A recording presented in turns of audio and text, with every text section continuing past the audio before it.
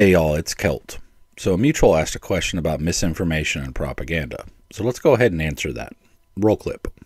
So I have a question, and this is for Disinfo Gal or for anyone who specializes in misinformation and propaganda. She's the only person I know of, so I'm asking her. But Really? Disinfo Gal's the only person you know? Me and Kerr.Bear have been mutuals for about 2 years now. And I'm mutuals with Disinfo Gal also. But we have been mutuals for, I think, over 2 years now. And you completely forgot that I handle disinformation and propaganda also? I feel the love. I really feel the love. All right, roll the rest of the clip. So here you can see a screenshot of the congressional hearing that Marjorie Taylor Greene blatantly said something incredibly racist and dog whistling, and it was a 20-second soundbite, right? We know it's going to get played on all of the clips tonight, Fox News, maybe even mainstream news.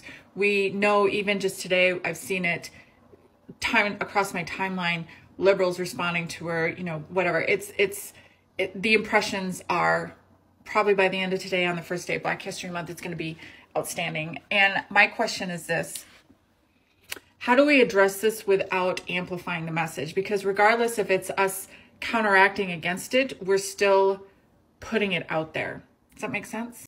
So the question is, how do we counter this type of disinformation and propaganda without amplifying the message? And the short answer is, you don't. There is no foolproof way to counter disinformation and propaganda without some form of amplification of the original disinformation or propaganda message. But it is possible to do damage control and limit the amount of amplification that we do. But even with that, there's not a clear cut, do this, this, this, and this. It's not like a checklist of what we need to do.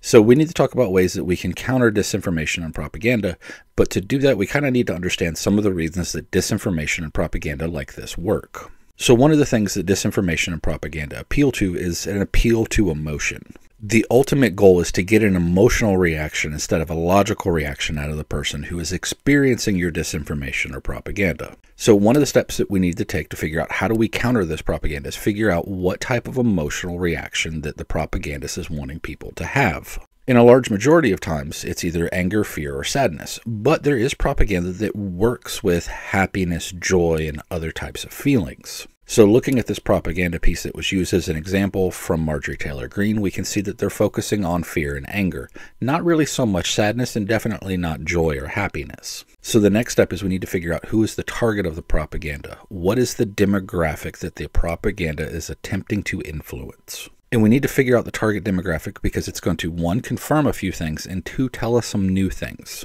One, it's going to allow us to confirm the emotion that the propaganda is going to create in the target. And we confirm that by seeing how that target demographic would respond to those words and those proposed emotions. Would it be logical for that demographic to be angry when they hear that propaganda? Sad, happy, upset, joyful, or fearful, for examples? The target demographic of that piece of propaganda is white people, and the idea is telling white people that CRT is going to make them feel like their skin is less than others. So we can go through the emotions and kind of see how white people respond to this.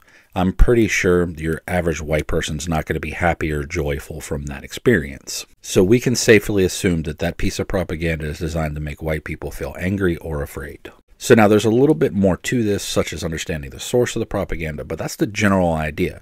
Target demographic and expected response. The response being the emotion. But now that we know that information, we can start formulating our plan of how do we counter this specific piece of propaganda and disinformation. So we know the targeted demographic is white people, and we know that the propagandist desires a response of fear or anger. So our response and how to counter it has to be tailored towards white people who are either afraid or angry. So now we have to decide, is the best way to target that demographic with that proposed response to be an emotional response or a logical response? And either method we use, we have two main goals. One, to alleviate the emotional response of the targeted demographic, and two, to counteract the disinformation that's contained within the propaganda. The disinformation within the propaganda can be multiple different things. It could be a false statistic, but in this case, it is a false statement about what the nature of CRT is. So counteract the lie while alleviating the emotion. If we pick a logical approach for the counter response, then we are hoping that the basic facts of the information will clear up the disinformation while alleviating the emotions. So with a logical approach, our primary concern and goal is countering the false information, with the secondary goal being countering the emotion. And that means that we're hoping by doing the heavy lifting with the logical part that the emotion follows naturally secondary.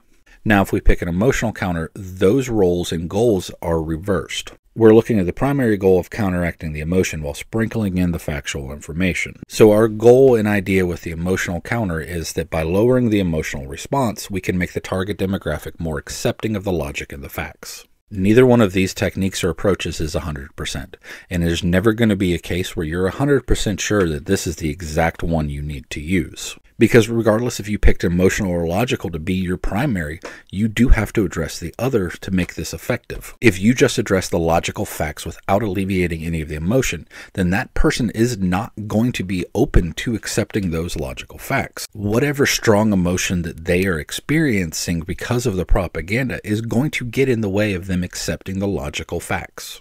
And if you alleviate the emotional response without countering the disinformation, you're literally leaving them open for reinfection again. You remove the emotional stimuli from them, but since you've never countered the logical facts, literally all they have to do is continue to be exposed to that propaganda pushing out the same disinformation for them to experience that emotion again, a reinfection of the disinformation. Now the tricky part, doing this without amplifying the message. And I'm going to tell you, that's just not going to happen.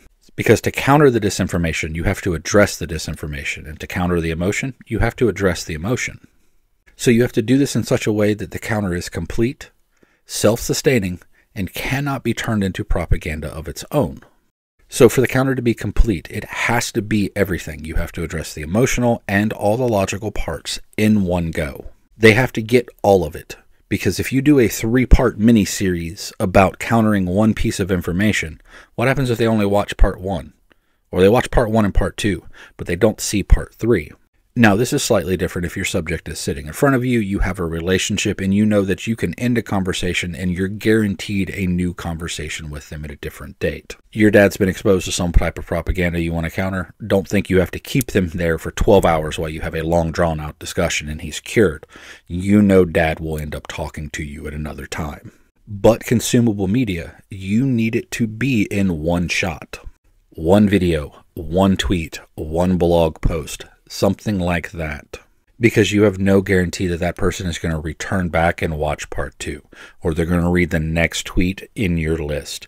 Or they're going to read the follow-up blog post a week later. Now, self-sustaining means that all the information they need is contained in that one counter. You can give them the ability to look up more information and include further sources, but you're not assigning homework. If you're telling people that they have to go and read a journal entry in a scientific journal, a blog post, or watch another hour-long video, they're not going to do it. Propaganda is effective because it's quick and to the point.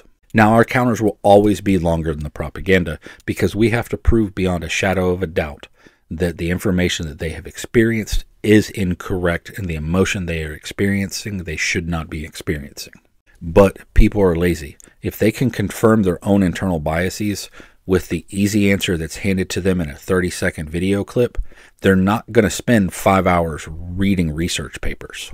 You have to give them the major points right away. Think of it as you're preparing their first plate. You can give them the sources if they want to go get seconds, but that first plate should be an entire meal.